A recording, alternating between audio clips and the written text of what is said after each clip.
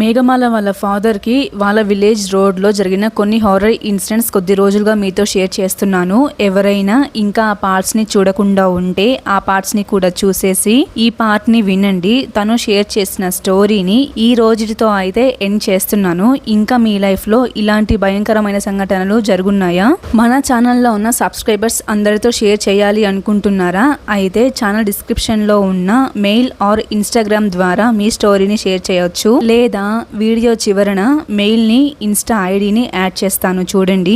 ఏ జన్మలో ఏ పాపం చేసుకుంటేనో అది ఈ జన్మలో అనుభవిస్తుంటారు అంటుంటారు కదా, అది ఎలా అయినా అయి ఉండొచ్చు, పాపం మాత్రం అనుభవించాల్సిందే. ఇంకా స్టోరీని మేఘమాల మాటలోనే చెప్తాను. అంతకన్నా ముందు ఈ రోజు నేను డ్రై ఫిష్ కర్రీ చేస్తున్నాను. వీడియోని లాస్ట్ వరకు చూసి మీరు ఈ కర్రీని నేను చేసినట్లే చేస్తారా లేదా డిఫరెంట్ గా చేస్తారా అనేది కామెంట్స్ లో చెప్పండి. మా ఊరిలో అంకుల్ కి జరిగిన దానికంటే మా నాన్నే బెటర్ ఏమో అనిపిస్తుంది. ఎందుకంటే అంకుల్ కి వైఫ్ లేరు, 10 years బ్యాక్ కాలం చేశారు. వాళ్ళకి ఒక పాప ఉండేది, అంటే ఆ పాప కూడా ఇప్పుడు లేదు.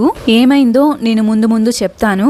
ఆడపిల్ల కదా, రిస్క్ తీసుకోవడం ఎందుకులే అని అంకుల్ ఆంటీ ఒక 4 years కి అమ్మాయిని అట్లట్లా ఇంట్లో ఉంచి ఆ తర్వాత ఒక మంచి సంబంధం చూసి పెళ్లి చేసేశారు. అప్పటికే అమ్మాయి ఏజ్ 19 years. చిన్నప్పటి నుంచి మేమిద్దరం మంచి ఫ్రెండ్స్. చెప్పాలంటే తనకి మా అన్న అంటే చాలా ఇష్టం. ఎప్పుడు నా పేరు చెప్పి మా ఇంటికి వచ్చేది, కానీ వచ్చేది నా కోసం కాదు, మా అన్నని చూడడానికి. ఆ విషయం నాకు తెలుసు, తను స్వయంగానే నాతో చెప్పింది నాకు మీ అన్న అంటే ఇష్టం అని. నేను కూడా అప్పుడప్పుడు వదిన వదిన అంటూ ఆట పట్టిస్తుండేదాన్ని. తనకి ఒక అలవాటు ఉండేదన్నమాట. కనిపించిన ప్రతి బుక్ పైన అనిల్ ప్రత్యూష నేమ్స్ రాసి హార్ట్ సింబల్ వేసేది, నేమ్స్ చుట్టూ. అది ఒక రోజు వాళ్ళ నాన్న వాళ్ళ ఇంట్లో న్యూస్ పేపర్ వెతుకుతూ ఉంటే ఈ బుక్ కనిపించిందంట. ఈ నేమ్స్ రాసున్న బుక్ అది అంకుల్ చూసి తనని కొట్టి మా ఇంటికి కూడా పంపించడం ఆపేశారు. ఆ తర్వాత కొన్ని డేస్ కి పెళ్లి చేసి పంపించేశారు. అయితే తను లవ్ చేసిన సంగతి, వాళ్ళ ఇంట్లో తెలిసిన సంగతి, కొట్టిన సంగతి మా అన్నకేం తెలీదు, చెప్పలేదు కదా.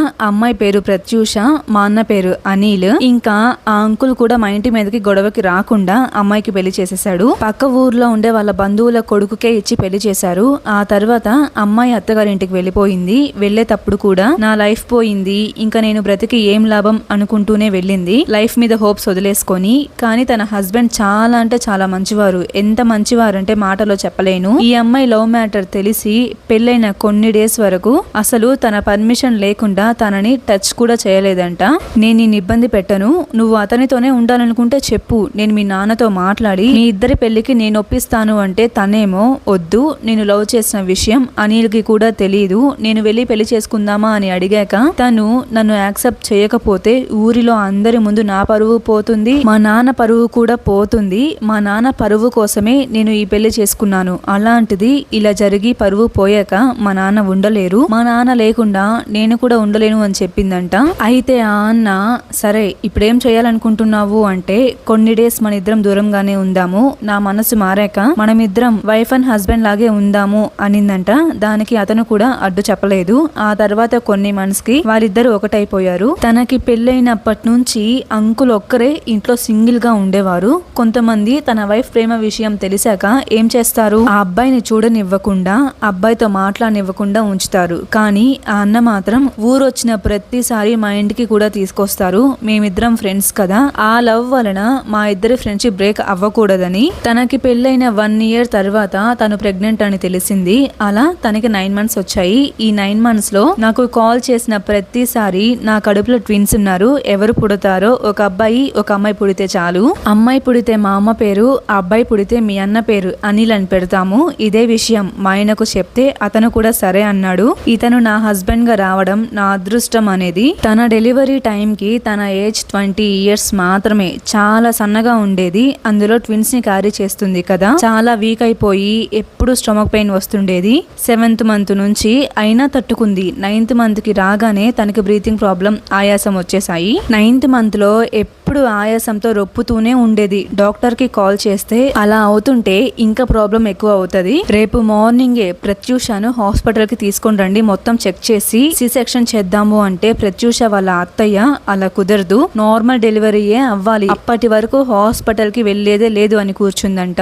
ఎవరు ఎంత చెప్పినా వినలేదు ఆమె, మొండికేసి కూర్చుందంట. సరే అని ఆ నెక్స్ట్ డే హాస్పిటల్ కి తీసుకెళ్లలేదు. అలానే ఊపిరి సరిగ్గా అందకపోయినా బలవంతంగా ఊపిరిని పీల్చుకుంటూ 1 వీక్ ఇంట్లోనే ఉండింది. ఒక రోజు నైట్ ఊపిరి ఆడలేదంట, బాగా కంగారు పెట్టేసింది అందరినీ. దగ్గరలో ఉన్న ఒక చిన్న హాస్పిటల్ కి తీసుకెళ్తే వీళ్ళని బాగా తిట్టి ఇప్పటికి ఆక్సిజన్ పెడుతున్నాను, రేపు మార్నింగే హాస్పిటల్ కి తీసుకువెళ్ళు, మీ అమ్మాయిమైన డాక్టర్ అనుకుంటుందా, మనిషి ప్రాణం కంటే నార్మల్ డెలివరీ ఎక్కువైపోయిందా అని అందరినీ ఒక రౌండ్ తిట్టి ఒక 2 అవర్స్ హాస్పిటల్లోనే ఉంచి ఇంటికి పంపించారు.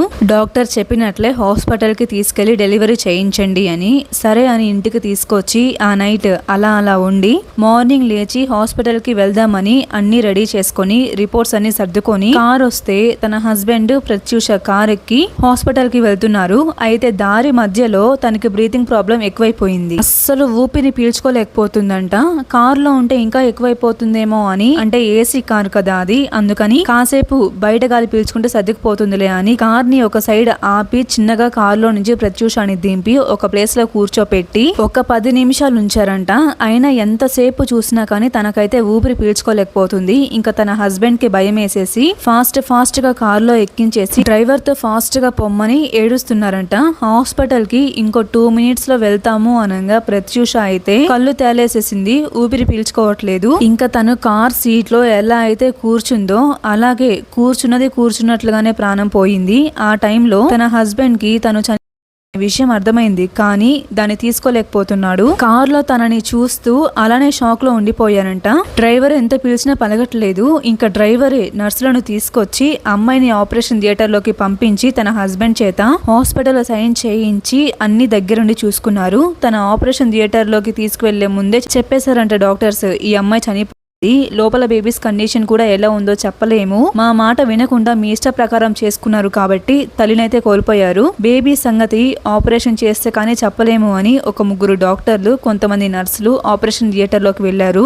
ఆ తర్వాత ఆపరేషన్ చేసి బేబీస్ నైతే బయటకు తీసుకొచ్చారు. దేవుని దయ వల్ల ఆ బేబీస్ కి ఏం కాలేదు, 2 బాబులు పుట్టారు. బట్ ఆ అమ్మాయి మాత్రం ఇంకా కార్ డ్రైవరే ప్రత్యూష హస్బెండ్ మొబైల్లో నుంచి ఇటు అమ్మాయి ఫాదర్ కి అటు అత్త వాళ్ళ ఇంటికి కాల్ చేసి ఇలా జరిగింది, ఆ అమ్మాయి చనిపోయింది, ఇప్పుడు మేము హాస్పిటల్లో ఉన్నాము అని చెప్పేసరికి ప్రత్యూష నాన్న పెద్దగా ఏడుస్తూ కళ్ళు తిరిగి పడిపోయారు. ఆయన అరుపులకి మేమందరం వెళ్లి చూసేసరికి అంకుల్ అయితే కింద పడిపోయి ఉన్నారు. అసలేమైందో తెలియదు, మాకు ఎందుకు పడిపోయారో తెలీదు, ఎంత లేపాలని ట్రై చేసినా కానీ అస్సలు లేవట్లేదు. పోనీ వాళ్ళ బంధువులకి ఫోన్ చేద్దామన్నా కానీ అంకుల్ ఫోన్ లాక్ లో ఉంది. ఇంకేం చెయ్యాలో తెలియక ఒక 2 అవర్స్ అలానే లేవడానికి ట్రై చేస్తున్నాము. మా ప్రయత్నం ఫలించి అంకుల్ అయితే పైకి లేచాడు. ఏమైంది, ఏంటి, ఎందుకు ఇలా పడిపోయావు అంటే అంకుల్ ఏమో ఏడుస్తూ నా కూతురు చనిపోయింది అని గుండెలు బాదుకుంటున్నాడు. నీ కూతురు చనిపోవడం ఏంటి, బాగానే ఉంది కదా, అసలేమైందో చెప్పు అని అడుగుతుంటే నా కూతురు పోయింది అన్న మాట తప్పించి ఇంకేం చెప్పట్లేదు. సర్లే మేము కనుక్కుంటాం, ఫోన్ లాక్ తీసివ్వు అని ఓపెన్ చేయించుకొని, అది కూడా బలవంతంగా ఓపెన్ చేయించుకొని ప్రత్యూష అత్తకి కాల్ చేసి ఏమైందమ్మా అమ్మాయికి, ఇక్కడ ఇతను ఏదేదో మాట్లాడుతున్నాడు, ఇంతలా ఏడుస్తున్నాడు అంటే ఆమె జరిగింది మొత్తం చెప్పి ఆయన్ని మా ఇంటికి పంపించండి, చివరి చూపైనా చూసుకుంటాడు అంటే సరే అని కాల్ కట్ చేశారు. అప్పుడు టైం ఈవినింగ్ 6:30 అయింది. ఆ టైం అంటే ఇంకా మా ఊరి విషయం తెలిసిందే కదా. మళ్ళీ ఆమెకు కాల్ చేసి అమ్మాయి బాడీని రేపొద్దున వరకు ఉంచుతారు కదమ్మా, మా ఊర్లో ఇలాంటి ప్రాబ్లం ఉంది, ఈ టైంలో బయలుదేరితే ప్రాణానికే ప్రమాదం అంటే ఆమె అవును రేపే చేసేది, సరే రేపొద్దున తీసుకుండండి అని చెప్పింది. సరే అని కాల్ కట్ చేశాక ఈ అంకుల్ అయితే వినట్లేదు, నేను నా కూతురు దగ్గరికి వెళ్తా అని బయలుదేరుతున్నాడు. ఊర్లో వాళ్ళు ఎంత చెప్పినా కానీ వినలేదు. కాళ్ళకి చెప్పులు కూడా లేకుండా ఇంటికి తాళం కూడా వేయకుండా బయలుదేరిపోయాడు. పోనీ మేమెవరమైనా కానీ తోడుగా వెళ్దాం అనుకున్నా ఎవరు అంత ధైర్యం చేయలేకపోతున్నారు, ఎవ్వరు వెళ్ళలేదు. ఇంకా ఆ అంకులే ఒంటరిగా వెళ్లారు. ఏమవుతుందో ఏమో అని ఊర్లో ఎవ్వరు ఆ రోజు నిద్రపోలేదు. అదే టైంలో ప్రత్యూష అత్తకి కాల్ చేసి మేము వద్దని చెప్పినా కానీ వినకుండా వస్తున్నాడు, ఈయన మీ దగ్గరికి వస్తే మాకు ఫోన్ చేసి చెప్పండి, మాకు కొంచెం కంగారు తగ్గుద్ది అంటే ఆమె సరే అనింది. ఇంకా ఆ టైం నుంచి ఎంతసేపు చూసినా కానీ ఆమె నుంచి కాలే రాలేదు. మా ఊరి నుంచి ప్రత్యూష వాళ్ళ ఊరికి వెళ్ళాలంటే మహా అంటే ఒక 1.5 అవర్ పడుతుంది. అదే బస్ దొరకకపోతే ఒక 2 అవర్స్ పడుతుంది అంతే. అయితే 10 వరకు చూసాము, ప్రత్యూష అత్త నుంచి కాలే రాలేదు. అలా అలా 11 అయింది. అయినా కాల్ రాకపోయేసరికి మా ఊరి వాళ్ళే ఆమెకి కాల్ చేసి ఈయన వచ్చాడా అమ్మా అని అడిగితే రాలేదు, ఆయన కోసమే చూస్తున్నాము అనిందంట. ఇంకా మా ఊరి వాళ్ళకి విషయం మొత్తం అర్థమైపోయి ఏమైందో చూద్దాం పదండి అని ఒక 10 మందిని నిప్పు కర్రలతో ట్రాక్టర్ లో ఎక్కించుకొని ఆ చీకట్లోనే వెతుక్కుంటూ వెళ్లారు. ఎక్కడ చూసినా కానీ అంకుల్ కనిపించలేదు. ఇంకా వీళ్ళు మెయిన్ రోడ్ లోకి వెళ్లిపోయి అక్కడ ట్రాక్టర్ ని ఆపి ఏంటిది వాళ్ళ వియ్యంకుల ఇంటికి వెళ్లకుండా ఈ రోడ్డు మీద కనిపించకుండా ఎక్కడికి వెళ్ళుంటాడబ్బా, పోనీ తన కూతురు చనిపోయి ఏమైనా చేసుకొని ఉంటాడా అని అనుకుంటూ ఊర్లో ఉన్న మాకు ఫోన్ చేసి అతను ఎక్కడ కనిపించలేదు, ఆ ఊరికి కూడా వెళ్ళలేదంట, ఊర్లోకి ఏమైనా వచ్చాడా అంటే రాలేదని చెప్పాము. ఆ నైట్ మొత్తం ట్రాక్టర్ లో వెళ్లిన వాళ్ళు మళ్ళీ ఊర్లోకి రాలేక మెయిన్ రోడ్ లోనే ఉండి మళ్ళీ మార్నింగ్ ఊర్లోకి వస్తున్నారు. తెల్లవారైంది కదా, బాగా చూడండి ఎక్కడైనా కనిపిస్తాడేమో అని వచ్చేటప్పుడు రోడ్ మీదనే అలానే చుట్టుపక్కల మొత్తం చూస్తూ ఉన్నారు. అయితే ఒక ప్లేస్ లో ఒక పంచ్ కనిపించిందంట. ఇది రమేష్ పంచే కదా అని ట్రాక్టర్ ని ఆపి కిందకి దిగి కింద పడి ఉన్న ఆ పంచ ప్లేస్ కి వెళ్లి ఆ పంచని పైకి లేపి పక్కకి చూడంగానే ఆ అంకులు ఒక ముళ్ళ పొదల్లో పడిపోయి ఉన్నారంట. స్పృహ లేకుండా ఒంటి నిండా చిన్న చిన్న ముళ్ళు గుచ్చుకుపోయి కారుతూ ఉంది అండ్ ఒంటి నిండా బుడద. అసలు బ్రతికున్నాడా లేదా అర్థం కాలేదు. ఇంకా అంకుల్ ను ఆ పొదల్లో నుంచి ట్రాక్టర్ లోకి తీసుకొచ్చి ఊపిరిని చూస్తే ఊపిరి ఆడుతుంది. అప్పుడు ప్రత్యూష అత్తకి కాల్ చేసి మా ఊరి రోడ్ లో ఒక ప్లేస్ లో ఇలా పడిపోయి ఉన్నాడమ్మా, ఇప్పుడు హాస్పిటల్ కి తీసుకువెళ్తున్నాము, అక్కడ పరిస్థితిని బట్టి మీకు ఫోన్ చేసి చెప్తాము, మేము వచ్చే వరకు మీరు అమ్మాయిని బాడీని అలానే ఉంచండి, ఇంటికి వచ్చాక చివరి చూపు చూసుకునే వరకు అని చెప్పారు. హాస్పిటల్ కి వెళ్ళాక డాక్టర్ చెక్ చేసి ఒంటి నిండా బాగా గాయాలయ్యి ఉన్నాయి, 1 or 2 days మా అబ్జర్వేషన్ లోనే ఉండాలి అన్నారు. అలా 1.5 day కి డిశ్చార్జ్ చేశారు. డిశ్చార్జ్ అయ్యాక ఆ అంకుల్ ని డైరెక్ట్ గా ప్రత్యూష ఇంటికే తీసుకెళ్లారు. అప్పటి వరకు ప్రత్యూషకు తర్వాతి కార్యక్రమాలు ఏమి చేయకుండా బాక్స్ లోనే ఉంచి ఈ అంకుల్ కోసం వెయిట్ చేస్తున్నారు అందరూ. ఈ అంకుల్ ని తీసుకొచ్చారు, చూశారు, మా ఊరి వాళ్ళు కూడా వెళ్లారు చూడ్డానికి. అయితే అంకుల్ బాలేని మనిషి కదా, అందులో ఆ రోజు రాత్రి ఆ దెయ్యాలు అంకుల్ ని ఏం చేశాయో తెలీదు. అంకుల్ తన కూతుర్ని అలా చూసిన ఒక 5 minutes కి అంకుల్ చేతులు మూతి వంకరపోయి పడిపోయారు. అందరూ కంగారు పడిపోయి మళ్ళీ హాస్పిటల్ కి తీసుకెళ్తే డాక్టర్ చెక్ చేసి ఇతనికి పెరాలసిస్ వచ్చింది, ఇంకా నడవలేరు, మాట్లాడలేరు అని చెప్పారు. అబ్బా ఆ రోజు అసలు అంకుల్ ని తలుచుకొని ఊరిలో మొత్తం ఏడ్చేశారు. అసలే భార్య లేదు, ఇంకొక పక్క కూతురు కూడా దూరం అయిపోయింది. ప్రత్యూష పిల్లలేమో ఆకలికి ఏడుస్తున్నారు. అలాంటి పరిస్థితి ఎవరికి రాకూడదు అని ప్రత్యూషకి పద్ధతి ప్రకారంగా అన్ని చేసేసాక ఇతని పరిస్థితి ఇలా ఉంది, ఎవరు చూసుకుంటారు అని మా ఊరి వాళ్ళు పెద్ద కర్మ రోజు వెళ్లి అడిగితే వాళ్ళ బంధువులు ఎవ్వరూ కూడా మాకు తెలీదు, మేము చూడలేము, మేమే ఇన్ని కష్టాల్లో ఉన్నాం, ఇతన్ని పెట్టుకొని ఎలా చూసుకుంటాము అన్నారు. ప్రత్యూష అత్తని అడిగితే చూస్తున్నారుగా కోడలు చనిపోయి అప్పటి నుంచి నా కొడుకు ఏం మాట్లాడట్లేదు, ఇప్పుడు 2 పసిపిల్లలు ఉన్నారు, మేమేమో ముసలి వాళ్ళము, నా కొడుకుని చూసుకునేదా, ఈ పిల్లల్ని చూసుకునేదా, ఇతన్ని చూసుకునేదా, నేనైతే చూడలేను బాబు అన్నారంట. ఇంకా మా ఊరి వాళ్ళు ఆమె పరిస్థితిని కూడా అర్థం చేసుకొని అంకుల్ ని తీసుకొని మా ఊరికి వచ్చేసారు. ఊరిలో పెద్దవాళ్ళందరూ ఒక ప్లేస్ లో గ్యాదర్ అయ్యి ఇప్పుడేం చేద్దాము అని మాట్లాడుకొని ఊర్లో మన వాళ్ళవి మొత్తం 100 ఇల్లులు ఉన్నాయి, ప్రతి నెల ఒక 10 ఇల్లులు డబ్బులేసుకొని ఒక మనిషిని ఇతన్ని చూసుకోవడానికి పెట్టాలని ఫిక్స్ అయ్యి మా ఊరిలో ఒక అంకుల్ తో మాట్లాడి నీకు నెలకు ఇంత డబ్బులు ఇస్తాము, వంట దగ్గర నుంచి ఈయనకి వాష్రూమ్ వరకు మొత్తం నువ్వే చేయాలి, ఏ ప్రాబ్లం రాకుండా చూసుకోవాలి, అలా కాదని ఇతనిని ఏమైనా ఇబ్బంది పెట్టావో ఊరుకోము, ఇంటి చుట్టూ సీసీ కెమెరాస్ పెడుతున్నాము అని అప్పటికప్పుడు సీసీ కెమెరాస్ ని అరేంజ్ చేపించి ఆ అంకుల్ ని ఈ అంకుల్ దగ్గర పెట్టి ఈ అంకుల్ ని చూసుకునేలాగా అరేంజ్ చేశారు. ఇంకా ఆ రోజు రాత్రి ఈ అంకుల్ కి ఏం జరిగిందో అని సీసీ ఫుటేజ్ లో చూస్తే మా నాన్నను ఎలా అయితే భయపెట్టాయో అలానే భయపెట్టాయి. కానీ ఫస్ట్ ఈ ఇన్సిడెంట్ జరిగింది మాత్రం ఈ అంకుల్ కే, తర్వాత మా నాన్నకి జరిగింది. అప్పటికి మా నాన్న బ్రతికే ఉన్నాడు. ఈ అంకుల్ కి మా నాన్నకు జరిగిన ఈ ఇన్సిడెంట్స్ తర్వాత చాలా మంది పూజార్లకు చూపించి ఎన్నెన్నో పూజలు చేయించారు, అయినా లాభం లేదు. ఫైనల్ గా ఇది మా ఊరికి పట్టిన శాపం అనేశారు. ప్రత్యూష పెళ్లి టైం కి తను చాలా వీక్ గా ఉండేది, పెద్ద ఏజ్ కూడా ఏం లేదు, 20 years ఏజ్ ఉన్న అమ్మాయి ప్రెగ్నెన్సీ టైం డెలివరీ టైం ని దాటుకోలేకపోయింది. అలాంటిది చిన్న చిన్న పిల్లలకు పెళ్లిళ్ళు చేస్తుంటారు. అలా చేస్తే డెలివరీ టైంలో ఆ అమ్మాయి చాలా ఇబ్బంది పడాల్సి వస్తుంటది. కొంతమంది అయితే మా ప్రత్యూష లాగే ప్రాణాలు పోగొట్టుకుంటున్నారు. ఇలా చెయ్యకండి, ఇది మా స్టోరీ అని మన సబ్స్క్రైబర్ మేఘమాల మనతో షేర్ చేశారు. తను షేర్ చేసిన స్టోరీ కంప్లీట్ గా ఈ రోజుతో ఎండ్ అయిపోయింది. సో అర్థమైందిగా, చిన్నప్పుడే పిల్లల్ని కనడం వలన ఏమవుతుందో.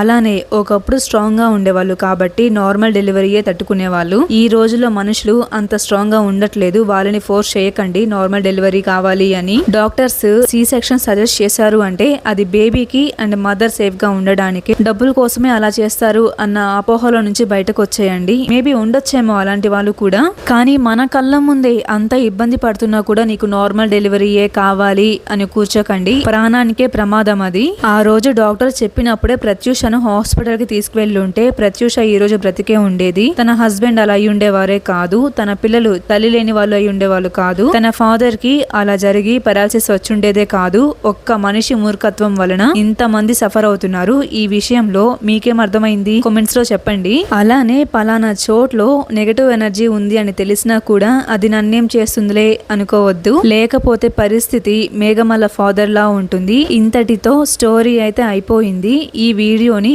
ఇప్పటి వరకు చూసారు కదా, మీరు 6th గివ్ అవే క్వశ్చన్ కి ఆన్సర్ చేయడానికి అర్హులన్నమాట. ఫస్ట్ సెకండ్ క్వశ్చన్స్ కి ఫస్ట్ ఆన్సర్ చేసిన 2 మెంబర్స్ ని సెలెక్ట్ చేశాను. అలానే 3, 4, 5 గివ్ అవే విన్నర్స్ ని కూడా హారర్ స్టోరీస్ ని సెండ్ చేసిన వాళ్ళని సెలెక్ట్ చేశాను. వాళ్ళు ఎవరు అనేది నేను ఈ మంత్ 21st చెప్తాను. 6th గివ్ అవే క్వశ్చన్ ఏంటంటే, మన ఛానల్ కి 1 lakh సబ్స్క్రైబర్స్ వచ్చారు కదా, ఆ మైల్ స్టోన్ రీచ్ అయినందుకు యూట్యూబ్ వాళ్ళు కూడా మనకి సిల్వర్ ప్లే బటన్ పంపించారు. అయితే ఆ సిల్వర్ ప్లే బటన్ ఏ రోజున నా చేతికి వచ్చింది అనేది నాకు ఇన్స్టాగ్రామ్ లో డేట్, మంత్, ఇయర్ మెసేజ్ చేయండి. ఫస్ట్ ఎవరైతే మెసేజ్ చేస్తారో వాళ్ళే 6th give away question winner అన్నమాట. మీకు సిల్వర్ ప్లే బటన్ ఏ రోజు వచ్చిందో మాకెలా తెలుస్తుందక్క అనుకోకండి, వీడియోస్ ని చూస్తే మీకే అర్థమవుతుంది. సరే మరి చూద్దాం 6th గివ్ అవే విన్నర్ ఎవరో. ఇన్స్టాగ్రామ్ లో మీ ఆన్సర్ కోసం వెయిట్ చేస్తూ ఉన్నాను. బాయ్.